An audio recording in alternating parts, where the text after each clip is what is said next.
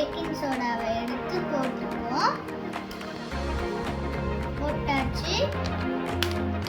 Next நம்ம citric acid போட போறோம்.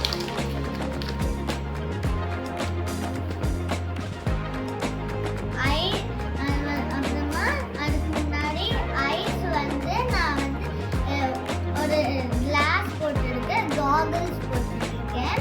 அப்புறமா முதல்ல நம்ம சேஃப்டியா இருக்கணும் அப்படின்றாங்க நான் ஐஸ்ல காகல்ஸ் போட்டுருக்கேன்.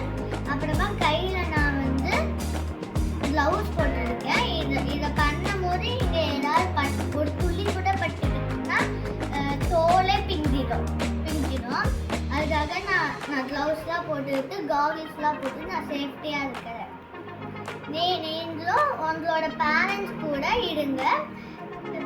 நீங்களும் உங்களோட பேரண்ட்ஸ் கூட இந்த மாதிரி ஏதாவது ஒன்று செய்யுங்க.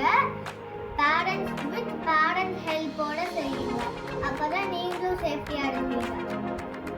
இப்போ நம்ம சிட்ரிக் ஆசிட் போடணும். போட்டாச்சு. அப்புறமா வாட்டர் எடுத்துக்க போகிறோம். 10 ml வாட்டரு. அதுக்கு முன்னாடி மிக்ஸ் பண்ணிப்போம்.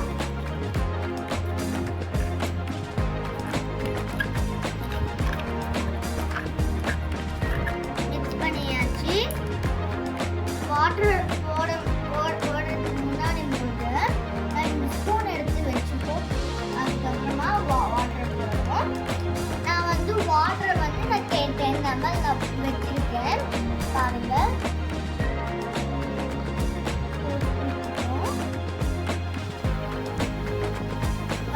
இப்ப மேல வருதா? இதுதான் கார்பன் டை ஆக்சைடை நம்ம ரெடி பண்ணியிருக்கோம்.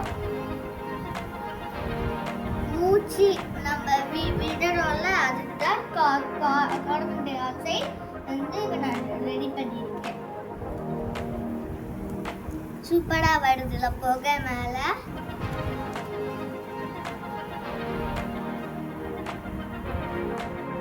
அவ்வளவுதான் ஃப்ரெண்ட்ஸ். நம்ம எப்படி கார்பன் டை ஆக்சைடை செஞ்சு முடிச்சாச்சு. Thank you friends. பாய் பாய்.